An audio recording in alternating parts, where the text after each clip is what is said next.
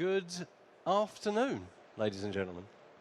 My name is Aers, and today I'd like to talk to you about the ways in which employers and other duty holders can reduce their liabilities through appropriate training for their employees and other people that they might have a duty of care for, subcontractors, people like that, and who use ladders on an occasional basis. Okay? So let's define first of all what we mean by occasional ladder use. We're talking about schools, colleges, hospitals, doctor surgeries, where people need to work at height for short duration in low-risk tasks involving products such as step ladders and step stools. So this is occasional ladder use. We're definitely not talking about construction or industrial use. We're talking about putting a box on a shelf, changing a light bulb, hanging a picture, getting down a book or a folder, or cleaning a mirror in a hotel, say. That kind of thing.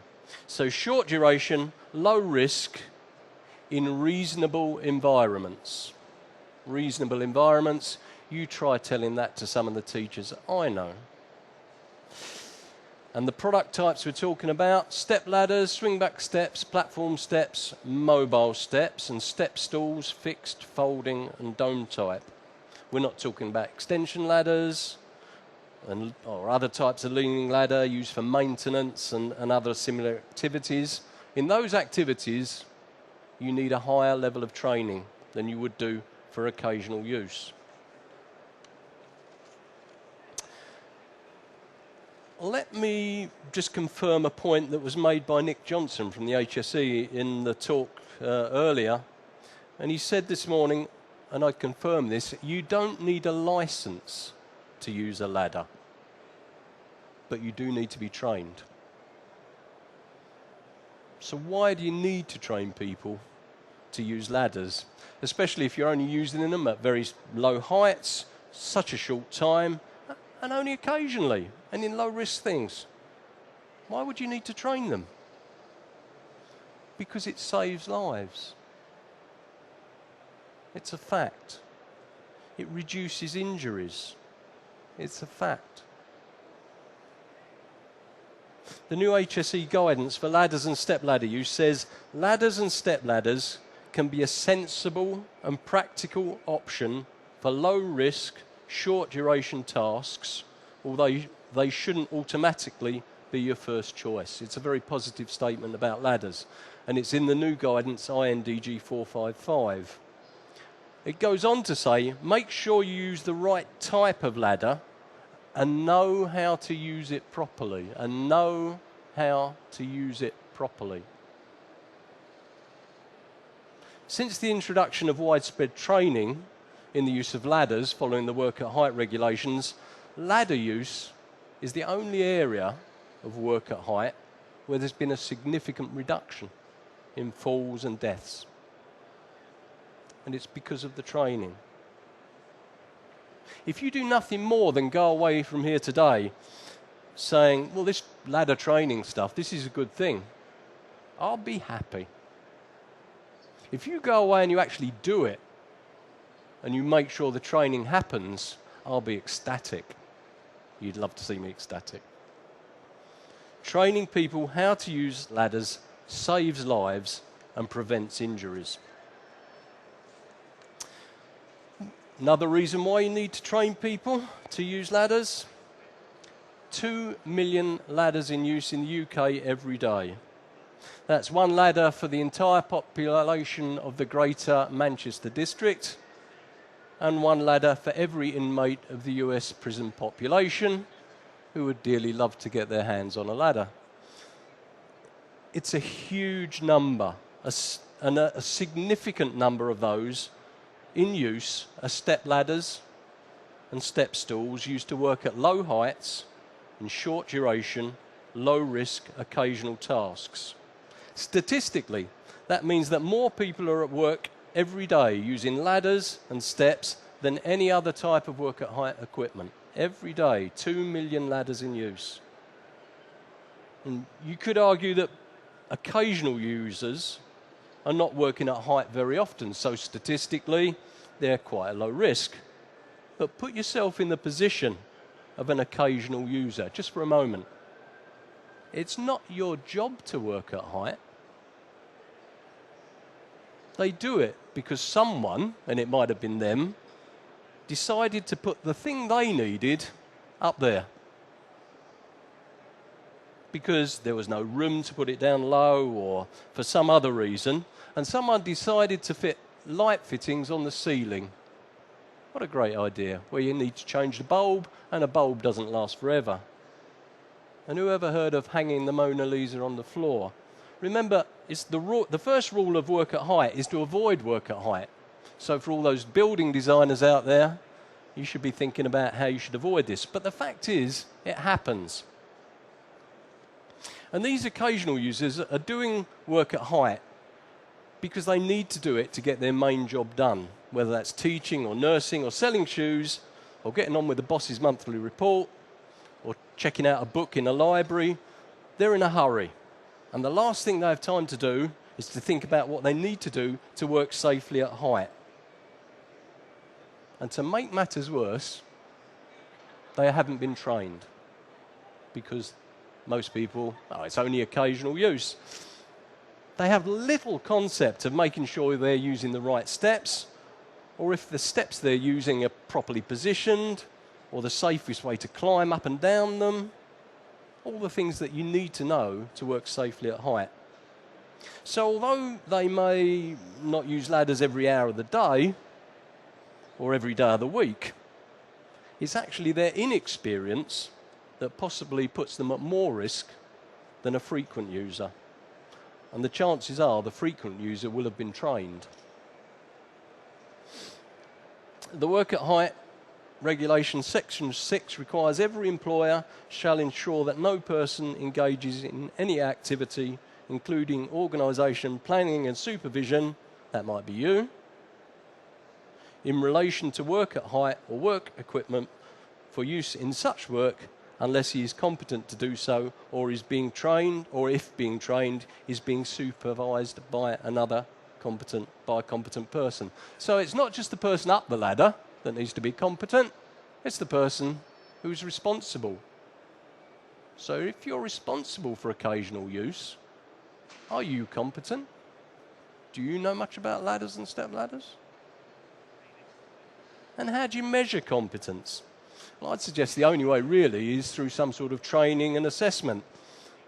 And now we get to the part that you came to hear, you people who want to reduce your liabilities, and that you should consider very carefully. By providing this training, you may actually reduce your liabilities. Remember, INDG 455, the new guidance says, make sure you use the right type of ladder and you know how to use it safely. So what are your liabilities? If your first thought is going to the pound sign, can we just think for one moment?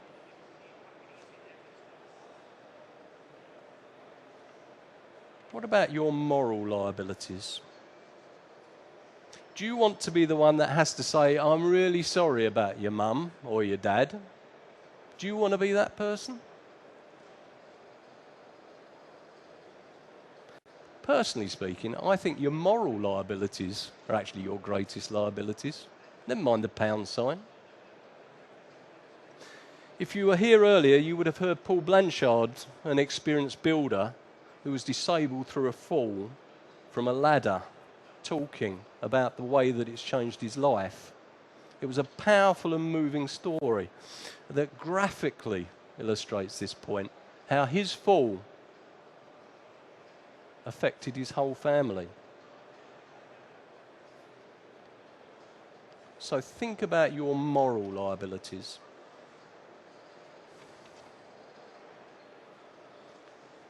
And then you come to your legal liabilities. First, under judicial law, the Health and Safety at Work Act, and in particular the work at height regulations.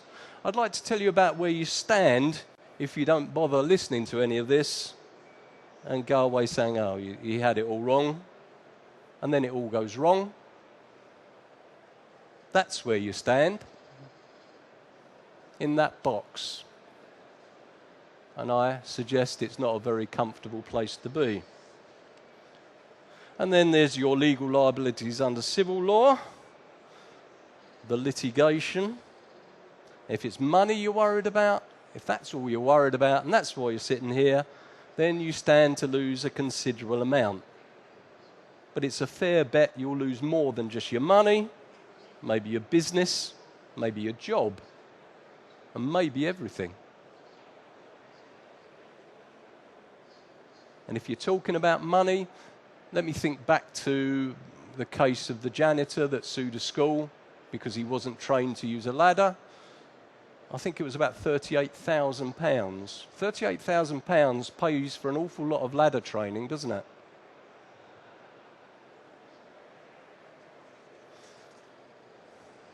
So, what are some of the things that an occasional user might learn from training?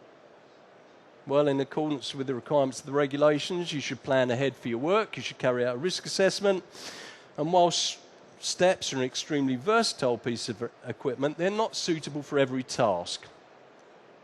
Use them for short duration, light work, and not strenuous or heavy work. If you need to lift something that's more than 10 kilos and you're thinking about using a pair of steps, you'd need a very detailed risk assessment and manual handling assessment to justify that. You can use step ladders and step stools in some instances where you cannot maintain 3 points of contact. INDG 455, the new guidance, actually shows that, or actually informs us that on step ladders, if you're carrying out a task for a brief period of time where you need both hands, the knees and chest may count as a point of contact. That's in the new guidance, it's not in the old guidance. But it's only for a brief period of time and only in light duty tasks. But you still need to carry out that risk assessment to do that, and you need to take into account all these factors. Other things that you might learn if you're an occasional user: making sure you use the right step, that it's tall enough. It's no good deciding it's not tall enough when you're actually at the top and you're leaning over. Carry out pre-use inspections. How many occasional users actually look at it before they get onto it? How many caretakers drag it out of the cupboard and go straight up it, not knowing who might have used it before and what's happened to it? You need to make sure it's fully opened. I'd love £1 for every pair of steps I've seen being used as a leaning ladder against a wall. You need to think about shiny floors. You need to think about if there's a door there, someone might come through and knock you off. You need to think about working sideways and all the implications. And again, there is specific new guidance in INDG 455 which tells you about that. So there's lots of things that an occasional user, which you might not even have thought about, would benefit from some form of training.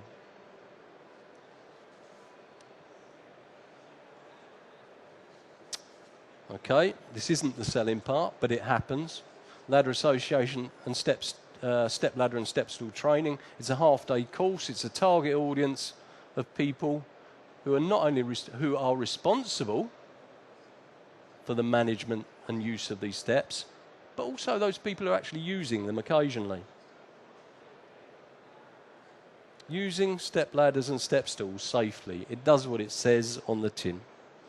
And it's delivered through the 60 Ladder Association training centres.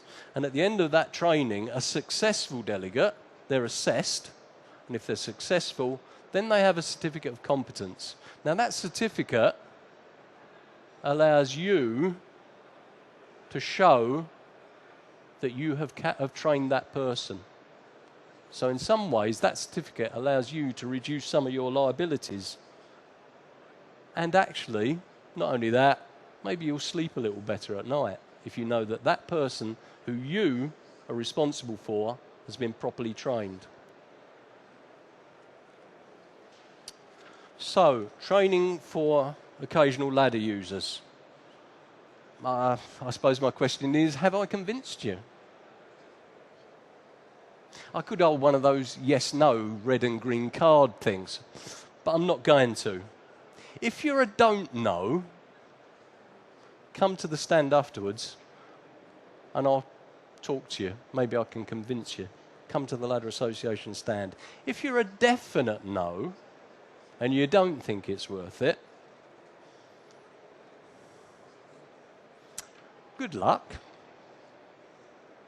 And I don't actually mean that, because that's where you might be. Thank you for listening. I hope the information's been useful. If you've got any more questions, as I said, please come and see me at the stand at the back, and maybe we can talk it through. And if there's anything else, you can always contact me through the Ladder Association. Thank you very much for listening. Hi there. What information from Dawn's talk are you going to take back to your workplace? I will emphasise the fact that injuries can cause more than just broken bones and things like that from ladders. It costs you your family life, other normal everyday things that you would expect an able-bodied person to do. The other thing is it could be out of work. Numerous things that every day we take for granted.